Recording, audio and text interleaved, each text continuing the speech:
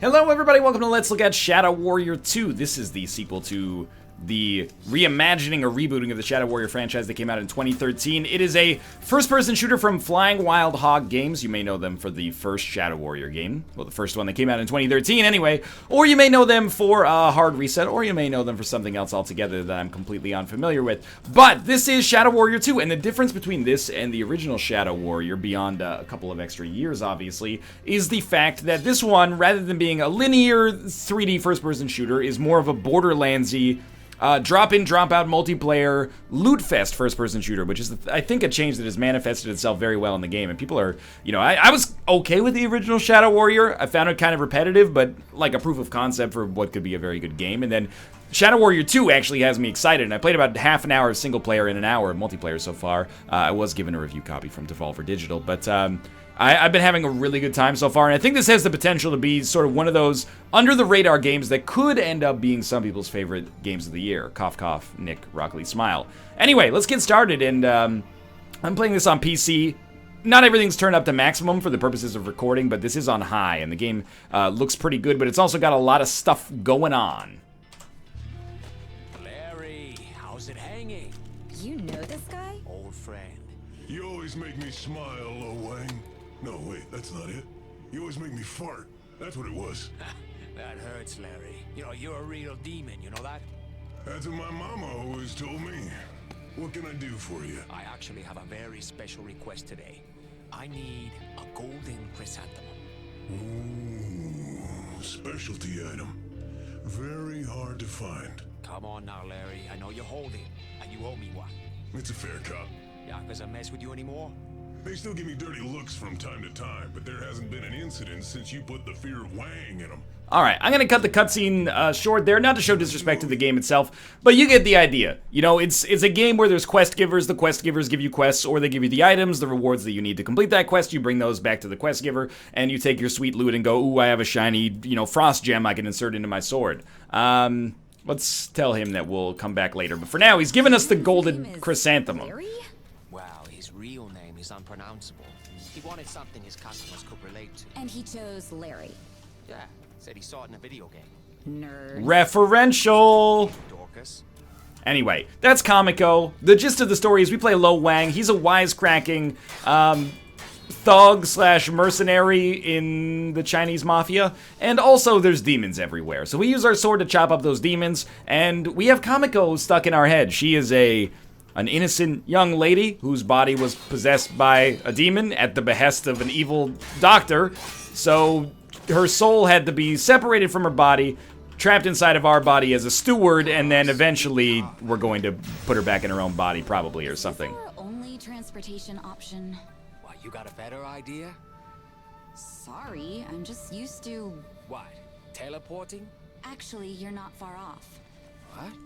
I figured it out when I was training with Smith. It was an accident. You accidentally teleported. When I calm my mind, I can see these statues. And if I focus on one, it sort of pulls me to it. In the real world? How? I have no idea how it works, but I've been doing it for the past year. No wonder Smith took an interest in you. Here, close your eyes. I'll show you. Alright, so basically, we can now teleport, which I know because I played the multiplayer, which was a little bit further ahead with Nick and Rob. But anyway, let's go to our story mission here, over here, Hot Blooded. So we teleport out of the hub world, or the I don't know what you call it in MMOs, you know, the town.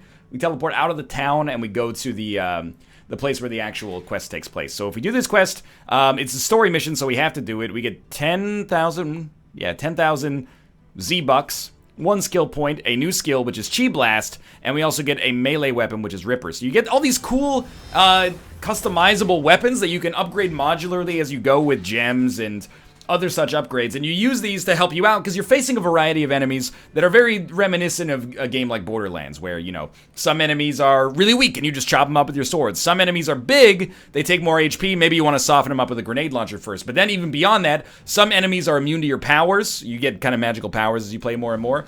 Some enemies are immune to certain kinds of damage, like frost damage, for example, and some enemies are you know, immune to an awful lot of stuff, and you really want to specifically use, you know, one kind of way to deal with them. I do have the ability to pump in a few skill points here, I think. Oh, no, you know what? I already pumped all my skill points that I got from multiplayer into Sting, which is a move that we can do right here. That basically just does a lunge and does a lot of damage. We also have another combo that you can execute here, which is just A and right-click. It gives you a sweet little vortex here. Also, as someone who's very bad most of the time at actually figuring out the way that I want to get from place to place, I appreciate the fact... We're just going to go with that and that. I appreciate the fact that the mini-map actually does a great job of helping you figure things out. Alright, let's get down to the, you know, brass tacks of Shadow Warrior 2, which is definitely just chopping things up and not dying in the process, and then getting sweet loot. So for all of the stuff that I've said about the game so far, you know, the core gameplay loop is this, the blah blah blah is this. I'm not even worried about the loot that I'm picking up here for the most part, to be honest with you, because I find it secondary to the central enjoyment of the game, which is really just chopping enemies up, shooting them, freezing them, and then shooting a grenade at their head and watching their body explode in a way that looks very nice. Pretty much, this is an ultra-violent game where the thing that is the most fun about it is just going apeshit on enemies. And the fact that now, like previously in single player, it was fine. There was nothing wrong with it. But, ooh, that was part of our objective there. We got the, monster skin, I think. Or did we get... Oh, we got a raw chi crystal, and we need 3 of them. Okay. It was cool, but it's way more enjoyable now because it is kind of... Not that there's no strategy involved, but it is kind of mindless fun.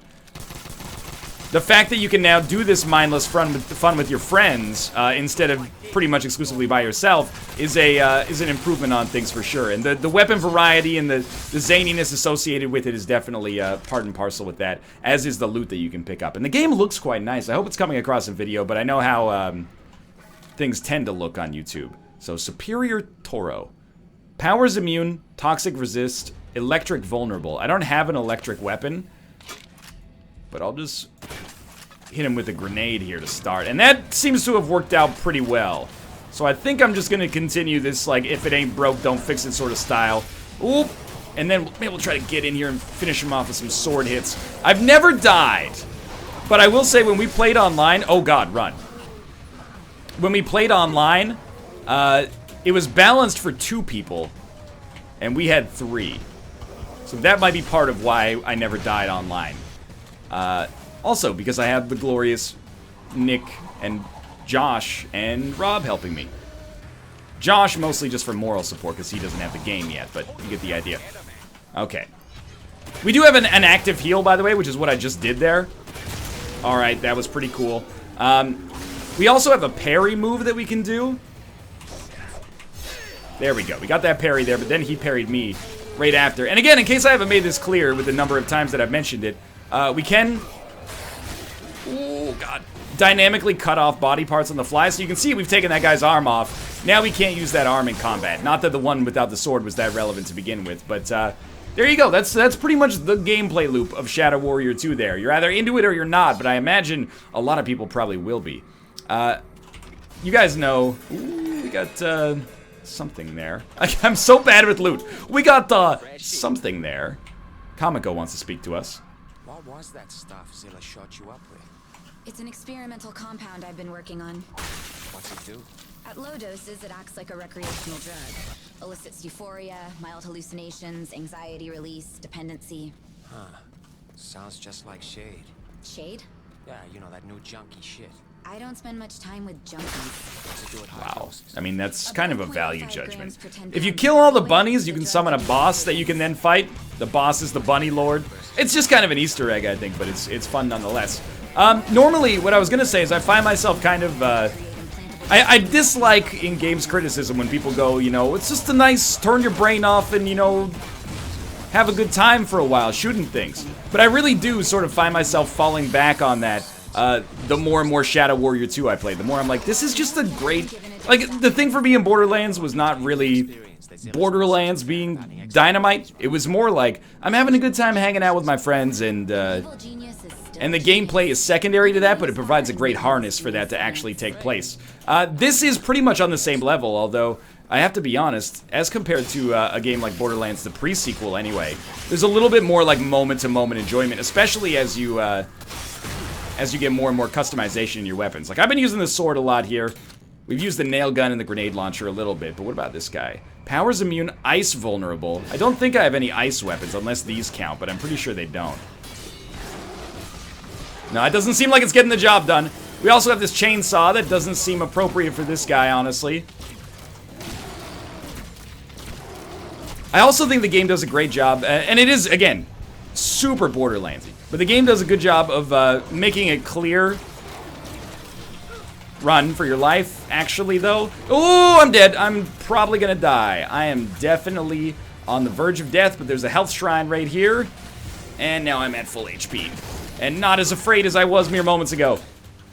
But still sort of afraid.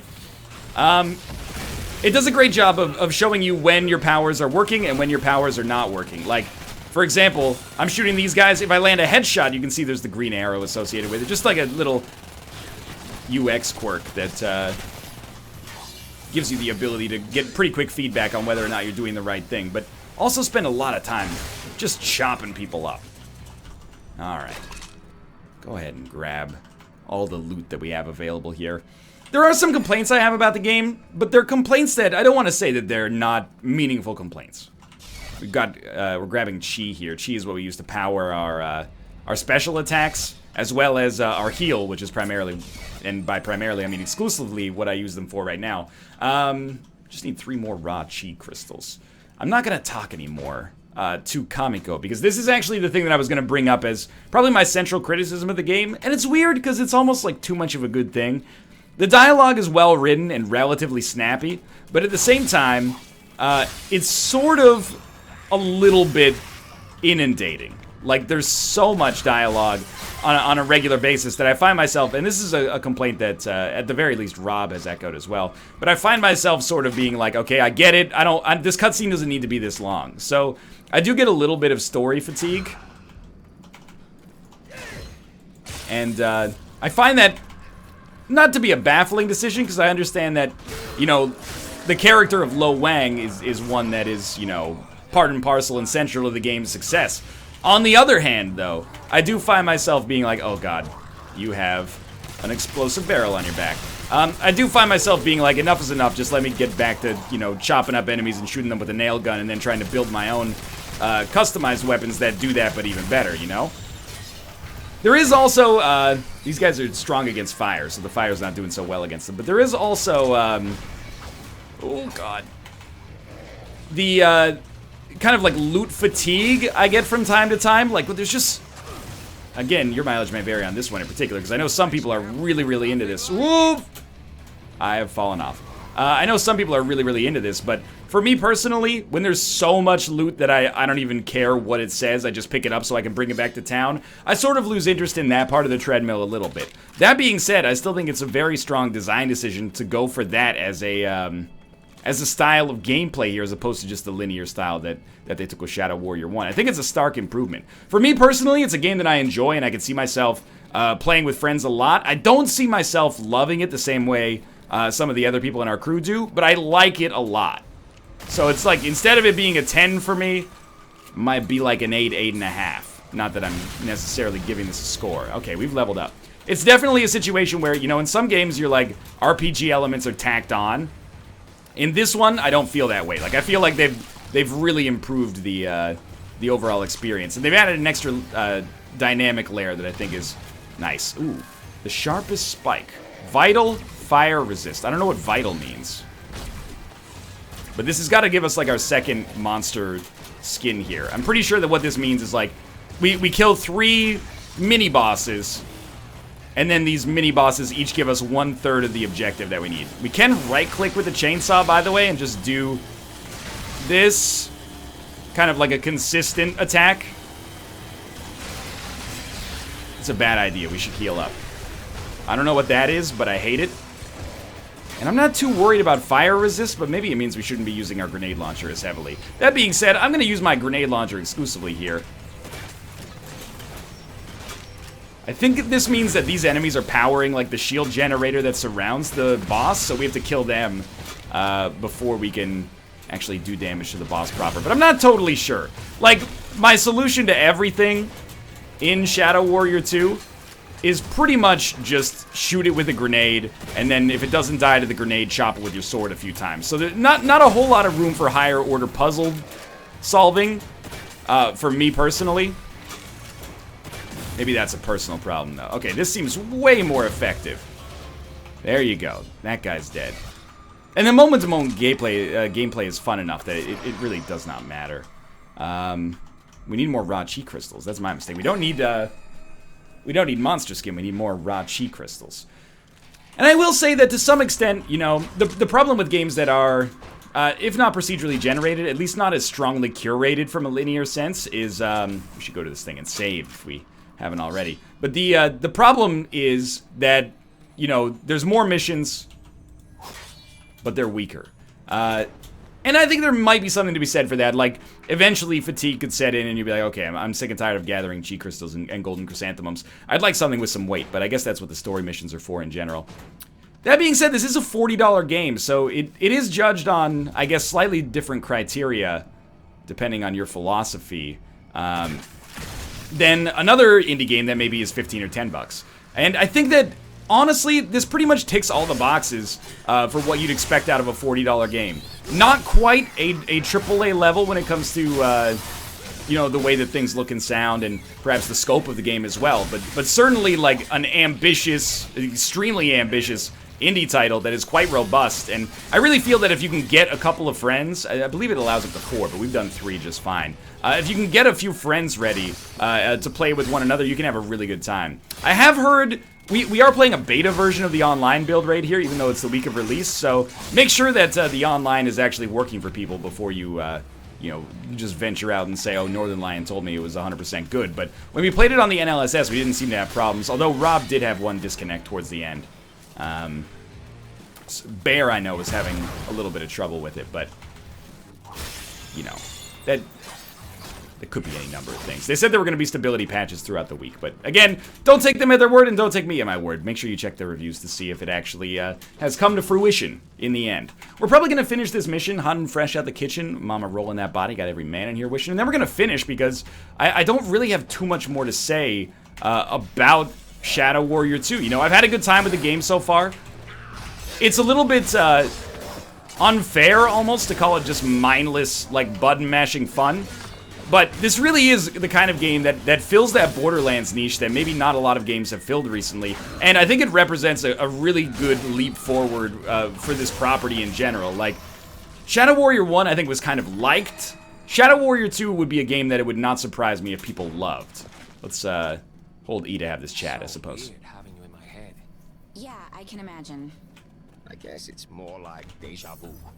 Because in the first game, he had another demon stuck in his head, remember? But, I had a helper in my head for a while. It was aggravating at first, too, but eventually we became friends. Wonderful. I'm living with a schizophrenic. Hey, that's stigmatizing mental illness, okay? By the way, it might go without saying, but Shadow Warrior 2, it's got some inappropriate humor in it.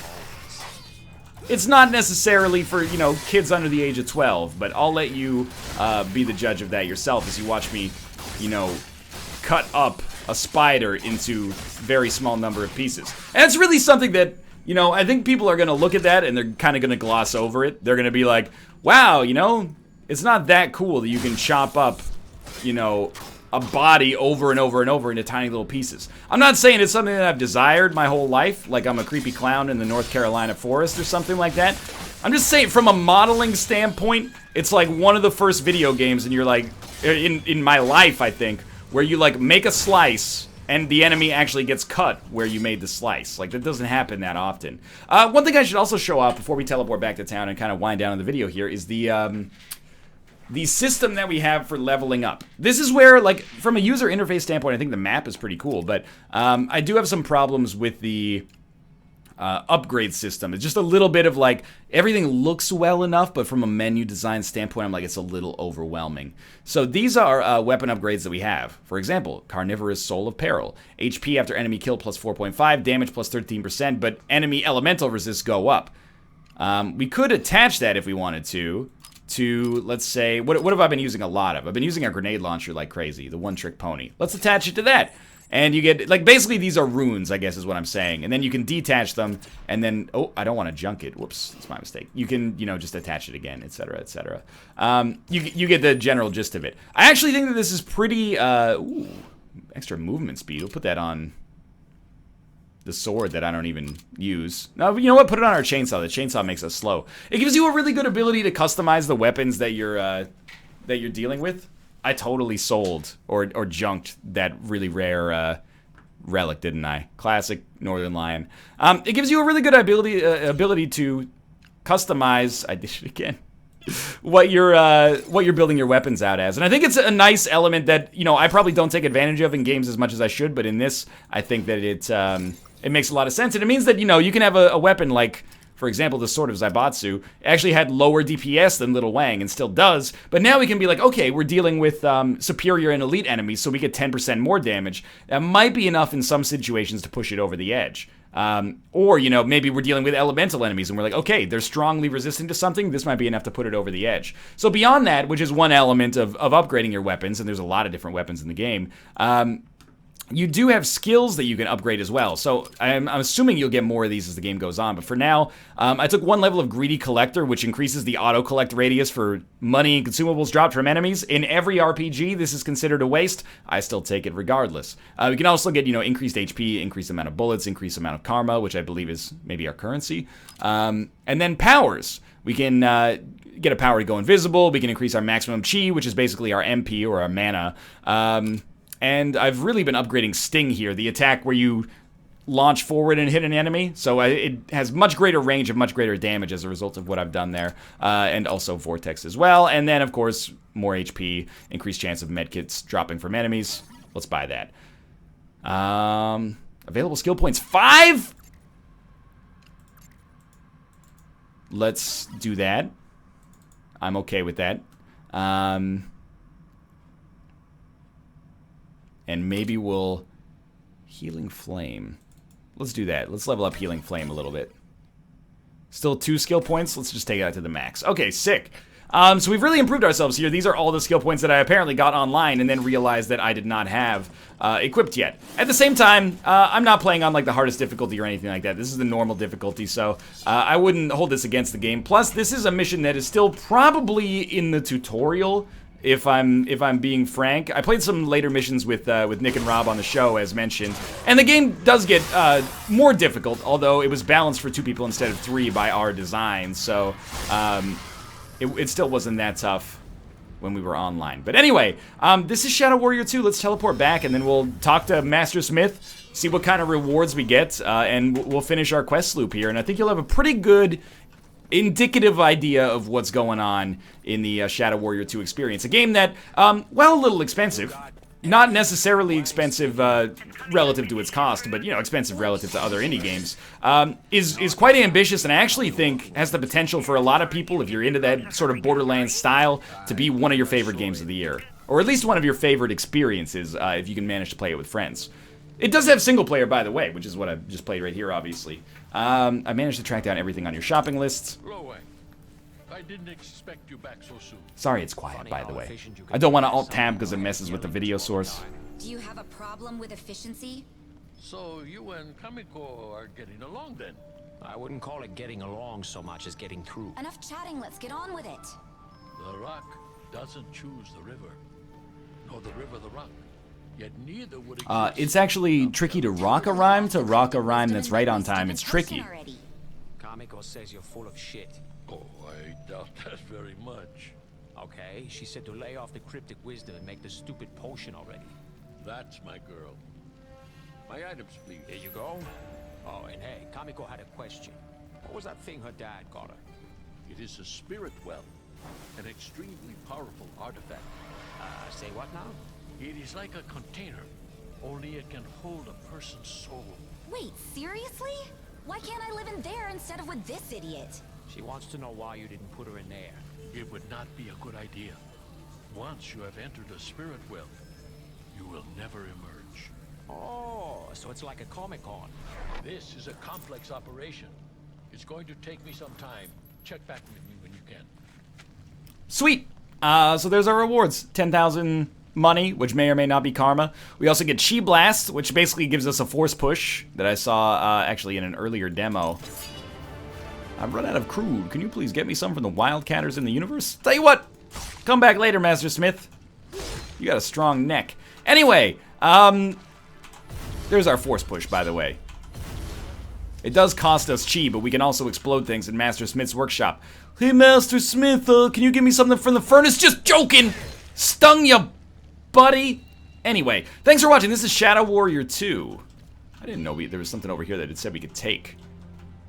Maybe it was actually talk and I turned around fast enough. Anyway, Shadow Warrior 2, it's 40 bucks. If you can find friends to play it with, it's worth it. I think it's a really market improvement in terms of accessibility and also game stickiness over the original. You know, stickiness meaning it keeps you wanting to play. The moment-to-moment gameplay is frenetic, ridiculous, quite fun. Ultra-violent, of course, which many of you will probably take as a positive, and I wouldn't necessarily even take as a negative. Lots of good weapon variety, good sort of like loot treadmill. I don't mean that in the negative way it often seems. And if I continue to compliment it here, there's not going to be any furniture left on Dragon Mountain. What I will say though, story, hit or miss for me. Dialogue snappy and pretty good, but also overly long for my taste in some situations. And it is the kind of game where, 40 bucks is an investment. So make sure you got people to play it with. Check the reviews. Make sure the online actually works as well as it did for us on a wide scale. But for now, consider this a thumbs up, a pretty unreserved thumbs up as well. If you enjoy the episode, click the like button. If you want to pick up the game, there will be a link in the video description below to do so on Steam if you're interested. For now, subscribe if you want to see more Let's Look At's in the future. I thank you for watching, and I'll see you next time.